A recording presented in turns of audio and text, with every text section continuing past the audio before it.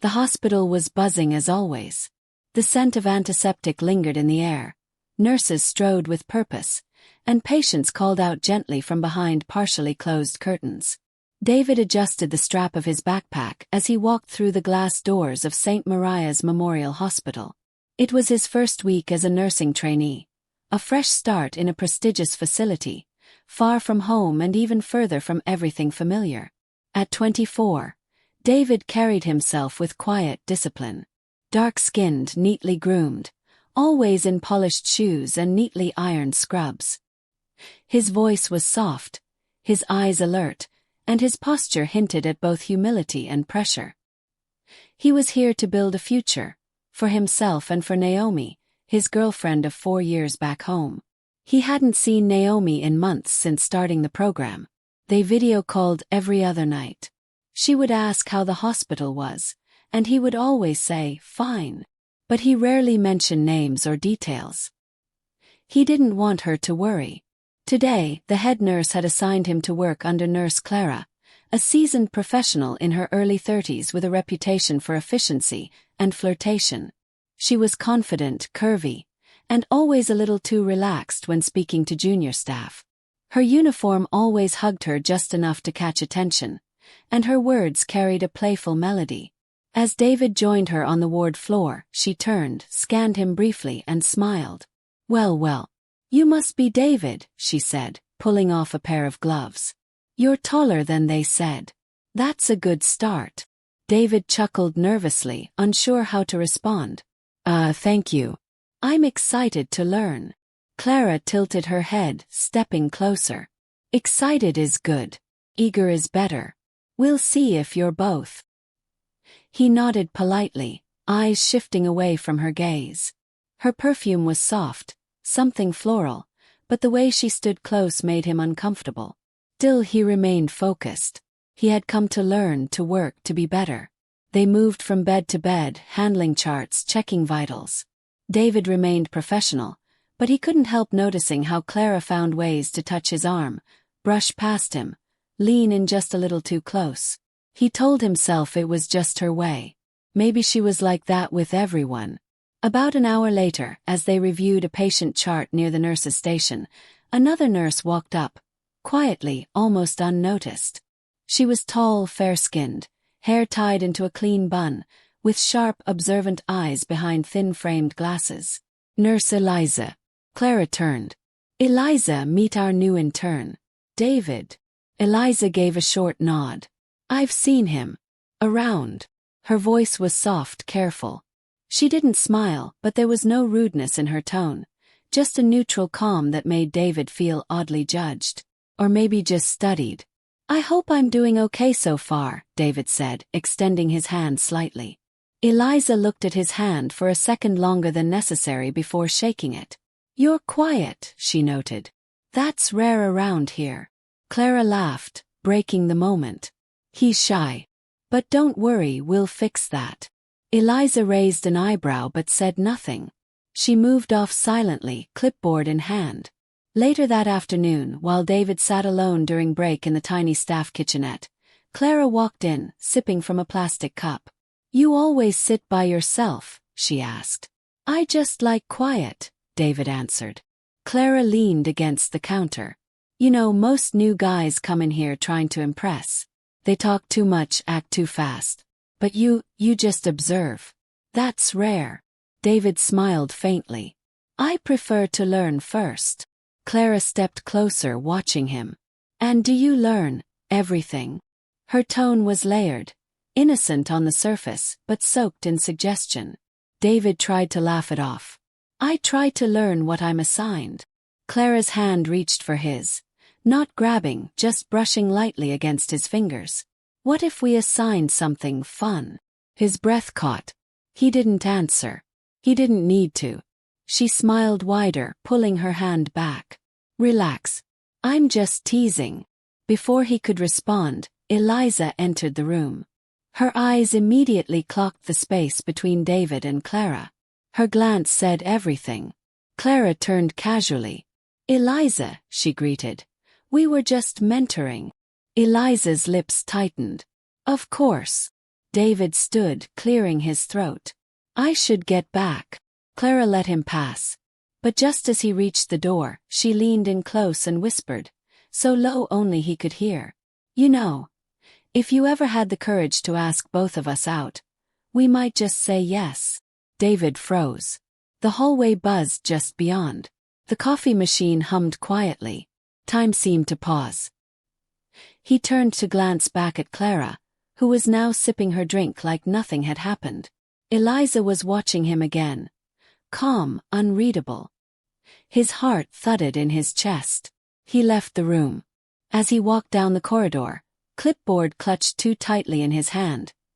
His mind was a storm. Was she serious? Was it a joke?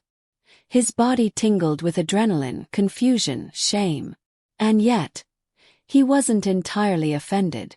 He was curious, intrigued, scared, excited. He reached his locker, sat down and opened his phone. Naomi had texted him a few hours ago. Good luck today, my love, red heart. You'll be amazing. He stared at the message. Read it 3 times. Then locked the phone again. In a world full of choices, some temptations don't arrive in the form of monsters or danger. Sometimes they wear scrubs and speak softly. David had only just begun to realize this internship wasn't going to be what he expected. And this was only the first day. The night after that strange encounter, David couldn't sleep. He lay on his bed in the small shared dormitory the hospital provided for trainees. The lights were off, but his mind wouldn't shut down. The words Clara had whispered echoed in his head. If you ever had the courage to ask both of us out, we might just say yes. He kept wondering, was it a joke? Or a challenge? He turned over again, groaning in frustration. He had replayed the moment dozens of times. Eliza's quiet stare. Clara's confident smirk. The subtle tension between them. He had only known them for a few days, but something about the way they moved around him now. It felt intentional, coordinated, dangerous. His phone lit up with a message.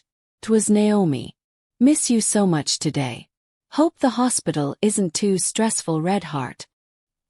He stared at her words, thumbs hovering over the screen.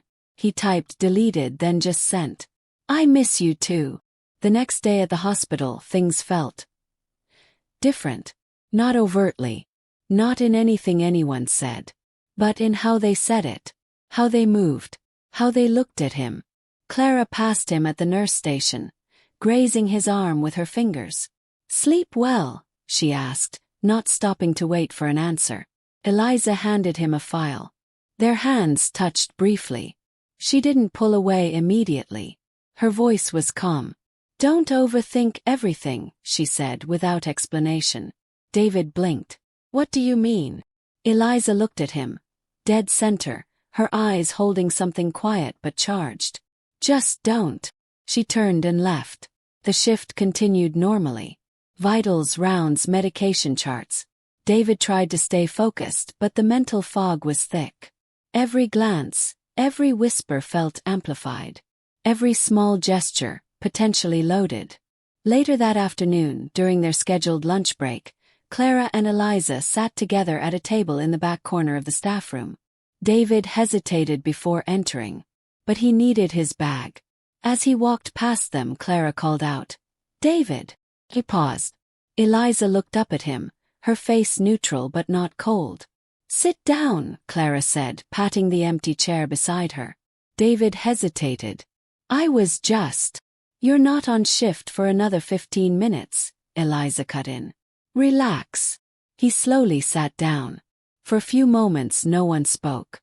Clara was scrolling through her phone. Eliza sipped her water. Then Clara looked up. So, she began. Let's stop pretending. You remember what I said yesterday? David nodded silently. Clara smiled. Good. Because I meant it. He swallowed hard. Was it serious? Clara leaned forward. Let's say it wasn't a joke. Eliza leaned back. You asked us in your own way, didn't you? You're asking now. I didn't ask anything, David said quickly. Eliza's eyebrow arched. But you wanted to. He didn't respond. Clara tapped a spoon against her water bottle. Look, we're not kids, David. We're adults. Life gets complicated. You're attractive, respectful, quiet. The kind we usually don't see around here. David's heart pounded in his ears. I have a girlfriend, he blurted. Clara didn't flinch. I know, Eliza added. We're not asking for your soul. Just a decision. David stood suddenly. I should get back. But as he turned, Clara's voice came again, playful and firm.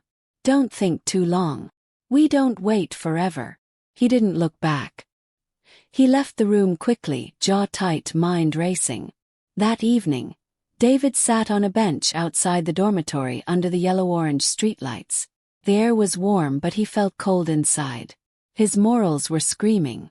His heart was heavy, yet his body betrayed him, reacting, remembering every moment, every glance. He pulled out his phone. Naomi had sent another message. Can't wait until we're together again. Don't forget about me. He replied with only a heart emoji. Then he opened Instagram, searched for Eliza's profile, found nothing. Tried Clara. Found a private account with a seductive display picture. Her eyes and lips only. He didn't follow. Just stared. Closed the app. Moments later, his phone buzzed with a message.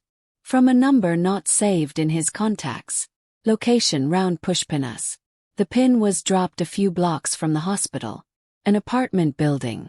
He stared at it. No message. Just that single word. Us. The next day, Clara and Eliza acted like nothing had happened.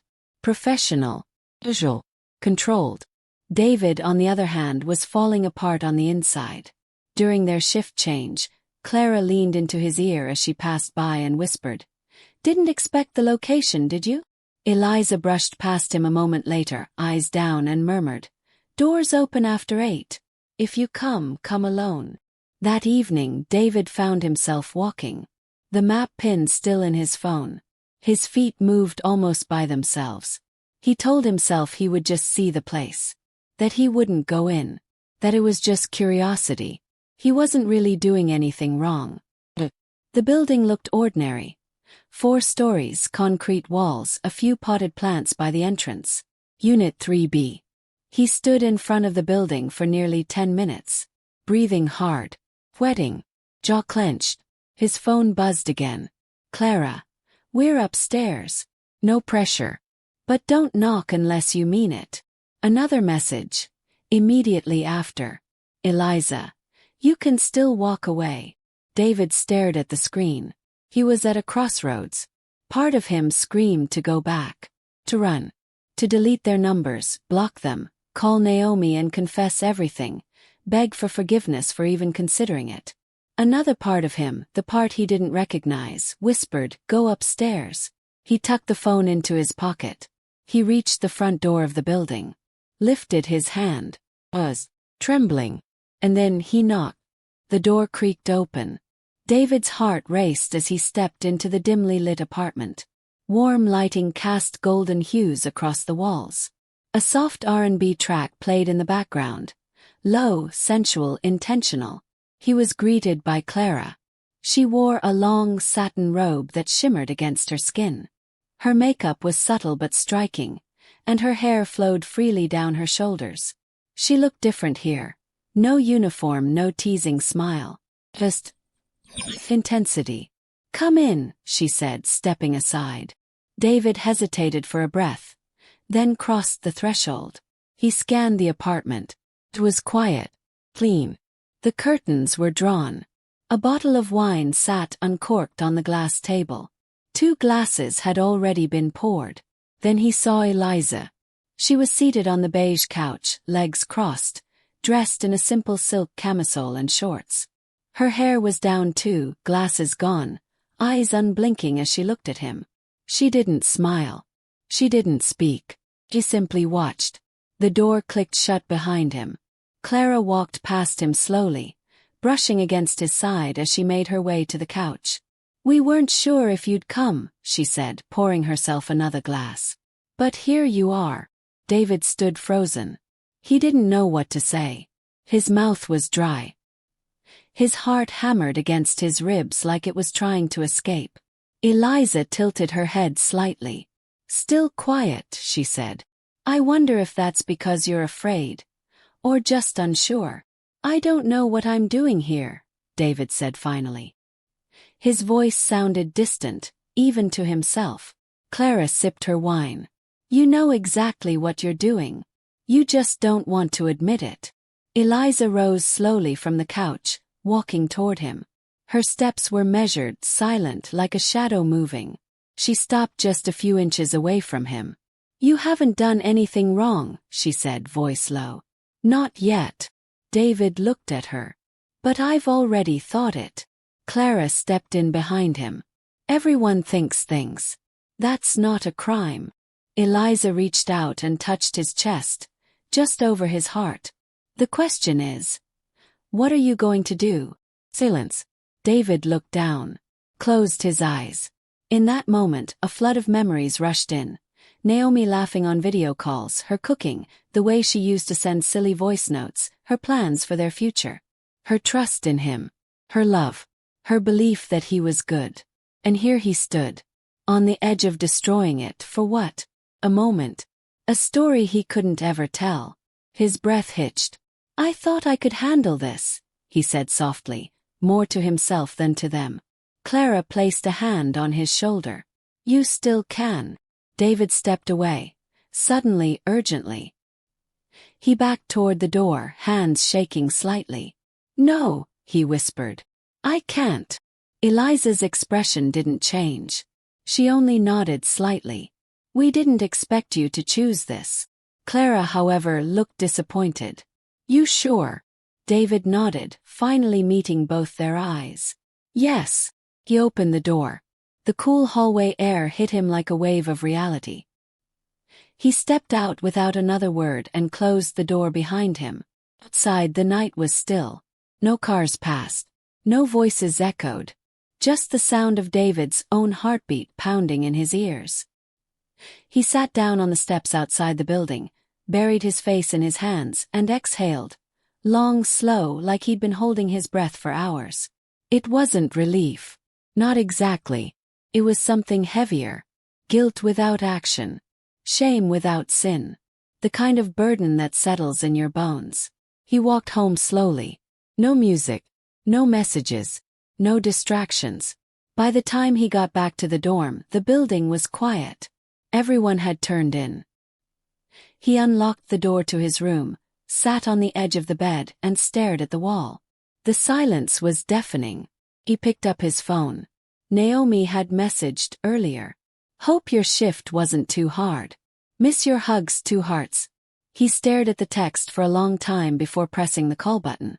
It rang twice before she picked up, her voice warm and sleepy. "Hey you." David didn't speak at first. Naomi waited, sensing something. "You okay?" He swallowed hard. His throat was tight. I just wanted to hear your voice." Her tone shifted immediately. "Baby, what's wrong?" "Nothing," he lied. "Just missed you. That's all." He paused, then said softly, "I love you." He closed his eyes. "I know," he whispered. "I know."